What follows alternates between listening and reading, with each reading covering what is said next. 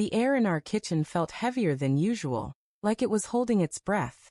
Sarah stood by the counter, her fingers tracing the rim of her coffee mug, her eyes fixed on the steam curling upward. "I'm going to a wedding in New York for a week," she said, her voice light but oddly sharp, like a knife wrapped in silk. I froze, my spoon halfway to my mouth, cereal dripping milk back into the bowl.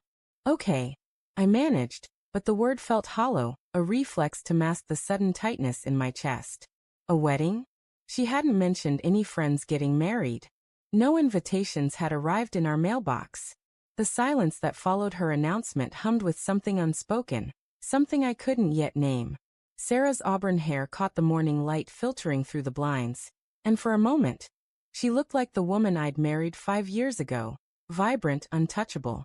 But her smile was too quick, her gaze darting to her phone as it buzzed on the counter. "It's just a college friend," she added, unprompted, her fingers tapping the screen before flipping it face down. I nodded, swallowing the question that burned in my throat. "Who?" Instead I said, "Sounds fun. When do you leave?" My voice sounded calm, but my pulse thrummed like a warning drum. She mumbled something about tomorrow and left the room, her perfume lingering like a ghost. That night, I lay awake, the bed too large without her curled beside me. She'd gone to bed early, claiming a headache, but her phone glowed faintly from the nightstand, notifications piling up. I'd never checked her phone before. Trust was our unspoken vow, but the weight of her words pressed against me. A wedding in New York. A week. Alone. I reached for my own phone, scrolling through her social media, searching for clues. Her posts were sparse, mostly pictures of us hiking or laughing at dinner. But there was a new follow at Jameson NYC. A man with sharp cheekbones and a confident grin.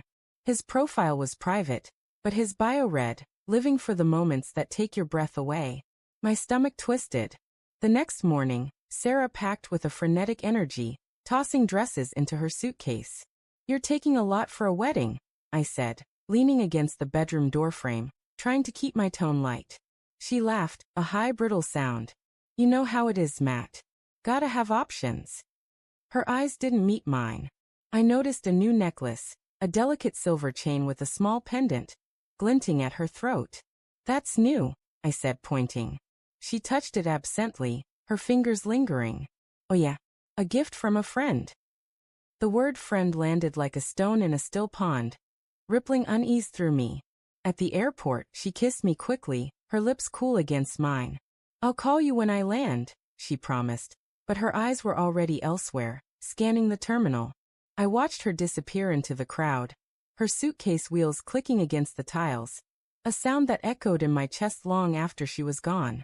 Back home, the house felt like a museum of our life together. Photos on the fridge, her scarf draped over the couch. I tried to work, but my mind kept circling back to at Jameson NYC. Who was he? Why hadn't she mentioned him? By the third day, her calls were brief, her voice distant. "The wedding's tomorrow," she said late one night, static crackling over the line. "It's been overwhelming." I heard laughter in the background, a man's voice low and warm. "Who's that?" I asked, my grip tightening on the phone. A pause. "Just some people from the wedding party," she said too quickly. I wanted to believe her, but doubt had taken root, its tendrils wrapping around my heart. On the 5th day, I couldn't stand it anymore. I logged into her email. Her password was still our anniversary date, and found a confirmation for a hotel in Manhattan. Not a budget place for a quick wedding trip, but a boutique hotel, the kind with candlelit bars and plush robes. There was another email, buried in her inbox, from A.J. Carter. "Can't wait to see U.S. It's been too long." My breath caught, sharp and jagged. I clicked through more emails, piecing together fragments. A dinner reservation for 2, a museum visit, a late-night jazz club. No mention of a wedding. When Sarah returned, her suitcase heavier than when she left, she smiled and hugged me, but her embrace felt rehearsed. "How was the wedding?"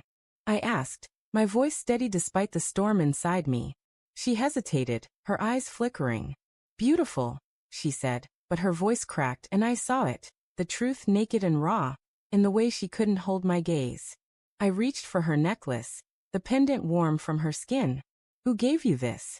I asked, my voice low, trembling with the weight of what I already knew. Her silence was louder than any confession. The pendant bore a tiny engraving, JNS.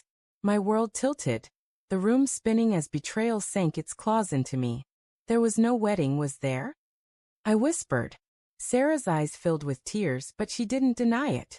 Instead, she sank onto the couch, her hands covering her face. Matt, I didn't mean for this to happen, she choked out. Jameson, he was from before. Before us. I thought I could see him and figure things out.